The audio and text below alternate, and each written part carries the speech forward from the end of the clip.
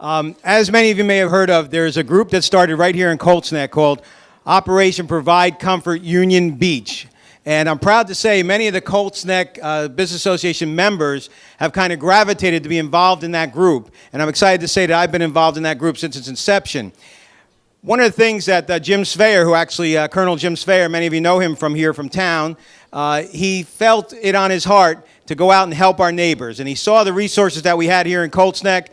He saw that we really didn't get damaged compared to other places. I know some people really hung their head about 9 days without electric, which we kind of laugh about now. What's the big deal, right? But some people really got hit hard in this county, Union Beach being one of them. And Jim had it on his heart to start a group that could sponsor and support their efforts to continue to put their life back together. And I don't want to steal any of her thunder, but I just want to say a few things real quick about Jennifer Maier. I had the honor to meet her at my first meeting in Union Beach, and she is the Borough Administrator there. Only a short time, actually. She started there, and bang, the storm hit. I don't think it had anything to do with you, Jennifer, but it's amazing. This woman has worked like 7 days a week, sometimes 20, 30 hours a day, if there was 30 hours in a day. It's incredible. Her phone rings off the hook. Her emails are nuts. She's pulling it all together in that town, and so we asked her to come out and speak today to tell us a little bit about it.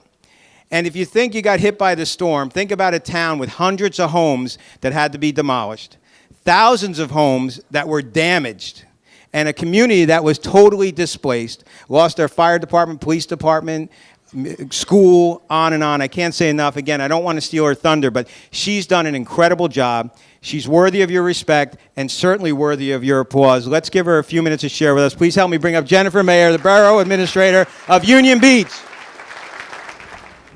Okay, good morning. Well, can everybody just for a moment picture at your own home, if you were all on one story, that you had 2 feet of water in your house.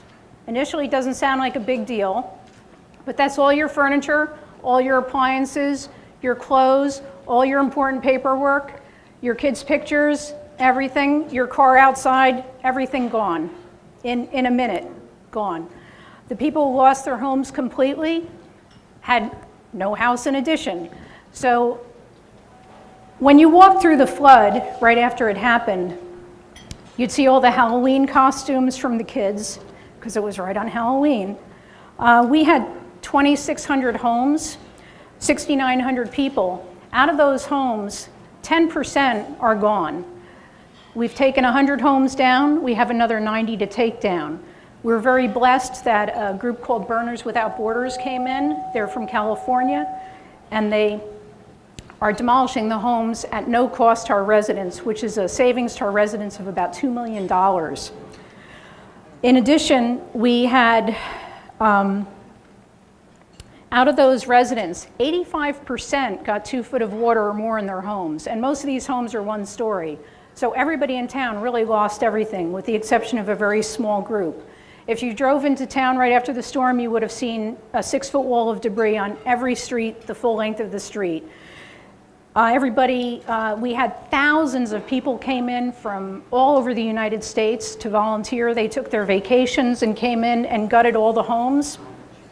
We had every church group known to mankind was in our town, and whether it was the Presbyterians, the Baptists, the Muslims, we had veterans groups, Team Rubicon came in, we had the Rotarians, everybody's been in town. We also lost our school. It's a K-8 school, so 800 children had to be moved to different schools, fortunately with their teachers, but in addition to losing their homes, they had to lose their school also, so it was really traumatic for the children. These are year-round residents. These aren't second homes for anyone. We have a small handful of rental properties, but this is everybody's primary home, which makes us a little bit different than some of the other shore communities. And this is a hardworking, blue-collar town. Everybody lives paycheck to paycheck, so an event like this is just, really decimates the whole town. People were displaced. They went to friends' homes, they went to hotels, they went to apartments, they slept in their cars. Fortunately, people ratted each other out, so we found out who was sleeping in cars so we could try to get them additional help. And what was happening is the people, and of course there were a lot of people in shelters initially also. So what we found initially is that people were being thrown out of hotels on the weekends because weddings were coming in. So even if they had FEMA money, they had nowhere to go on the weekends. They had a hard time finding apartments because people wouldn't take them because they were paying for it with FEMA money, and they knew they were not going to stay, or if they had dogs or they had kids. So it was not easy to find housing. People had to go way up north, then their kids were displaced, and they didn't have a car, and they didn't have gas money, and then they're trying to get their kids and to their jobs. It's been a really hard thing. We opened a pantry the day after Hurricane Sandy in Borough Hall. We fed 500 people a day for months. We have had clothing, bedding. We've had donations of beds, furniture, appliances for people, and we've been trying to, anybody who comes in with a need, we try to find a way to meet it. And so far, pretty much so good. And we're still trying. What it meant also for the tax base of the town is we have a very small budget. It's an $8 million budget. So this is a $1.3 million loss to the community each year in terms of ratables.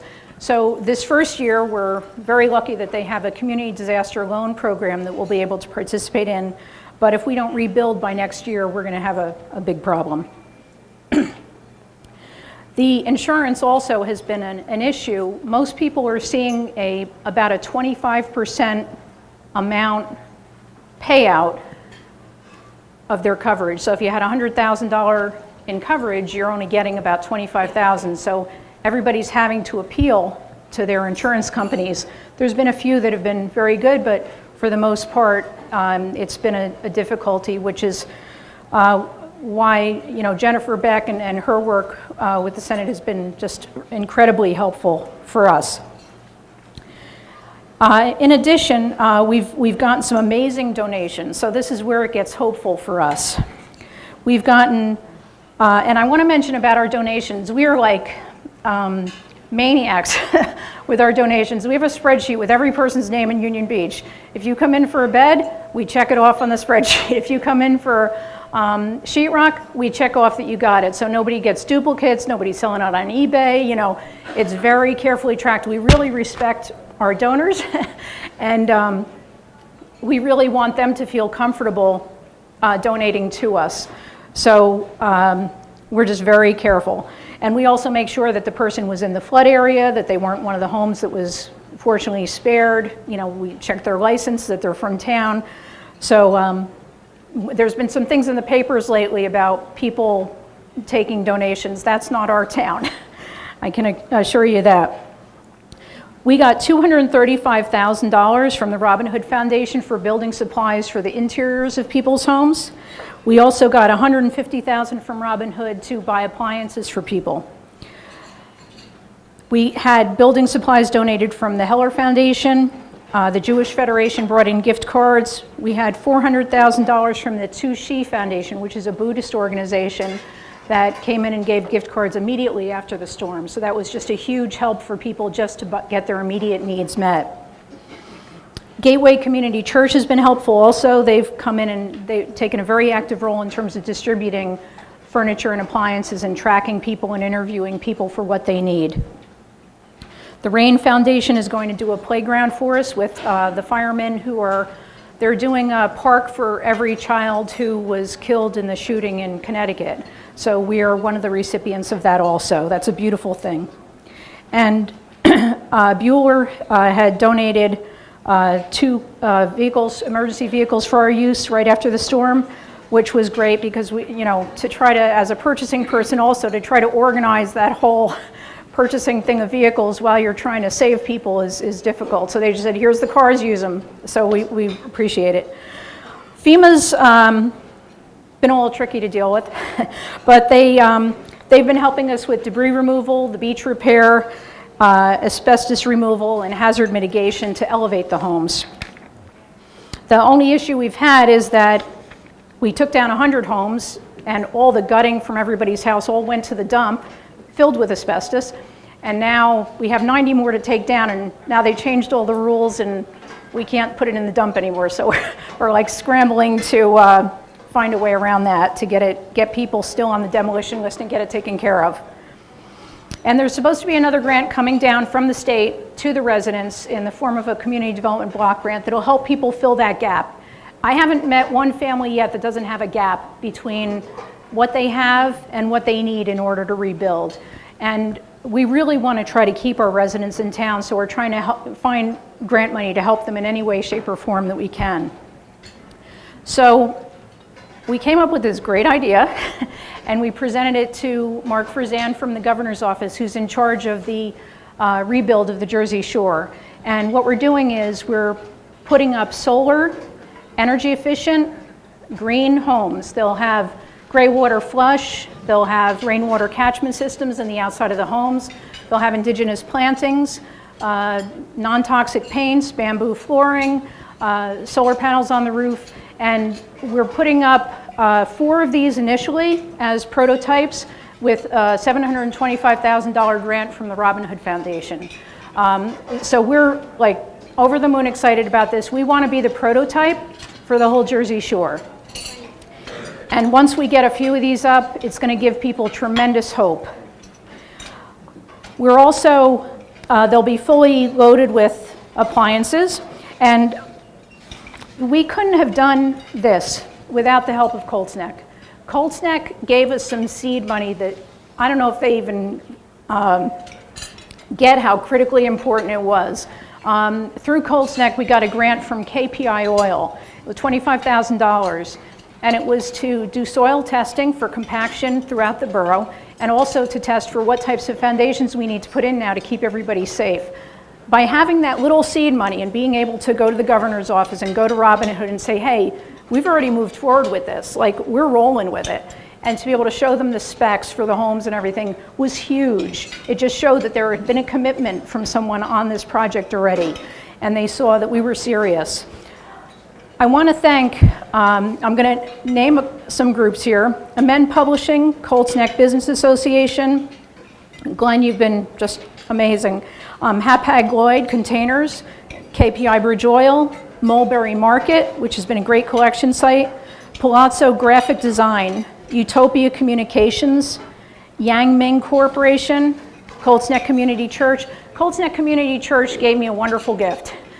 As a borough administrator, it's so frustrating to not be able to get money, municipal money, to the residents. Somebody comes in with a need, when I can't help them, it makes me crazy, you know. So they started up a 501c3, and they're a complete 100% pass-through. So when someone donates to them, I can say, okay, here, resident, we can help you. It's huge for us. We've been able to buy building supplies. We've had the Mennonites in for 3 months, going and rebuilding people's homes. We've had World Renew in. So we've been able to get people back into their houses. And that's, the change is amazing when somebody just comes in and says, I'm back, my kids are back, you know, we're in town again. They're just so happy for that. It's a very tight community. People have been there 50 years. This is where they grew up, and people really want to get back. I want to thank also Colts Neck Reformed Church that gave a donation, St. Mary's Catholic Church, the Colts Neck Women's Club that came in and brought lunch for our residents the other day, Colts Neck Lions Club, Jim Butler, Jim Davis, Jack Davis, Jane Davis, Lisa DeLucia, the Pink Cadillac director from Mary Kay that's doing makeup for the prom girls, Jean Heck, Alicia Moresco, Cindy O'Brien, Laura Sheehy, George Sherwood, Andrew Sherwood, Patty Stankard, Patty Volhurst, and Dee Zander and Bob Zander. And I want to thank, we did a Christmas shop, and there were so many people from Colts Neck that came and helped. These kids got taken care of this year. It was amazing. There was a lot of happy faces. And I just want to thank a few people from that group: Pam Malloy, the O'Brien family, Mary Beth Tomorrow, Lisa Zorn, Barbara Alvarez, Ann Wiltz, Bob West, the Race family. I know this. My buddy Lutkowitty, I said it right, okay. Lisa Zorn, the Volhurst family, Lisa Cohen, Andrea Deletto, Pat Feeney, the Karsh family, Beth Powell, Susan Geiger, Rosemary McCree, and the Sarbone family, and Carol Willits. I just want to, this is my one big chance to thank Colts Neck and the people who have helped so much, so thank you. Colts Neck has put a real effort into helping Union Beach. We've raised tens of thousands of dollars through this organization, the Operation Provide Comfort Union Beach. It's on Facebook. We want to encourage all of you, if you can help in any way. As you heard, there's people giving of their services and all types of things, not just dollars. So if you could at all help in any way, we'd love to have you go to see Jen today. There's a flyer that we have passed around that you can write a check if you'd like, or credit card, or you can come and see Jen, or some of her people are here with her. The CNBA has voted to start the giving with this. I mean, this operation has been going. We've raised over $40,000 already, but we're going to start today by giving a $1,000 check to the Operation Provide Comfort Union Beach Fund for Union Beach and their uses. So, Jen, here's your check.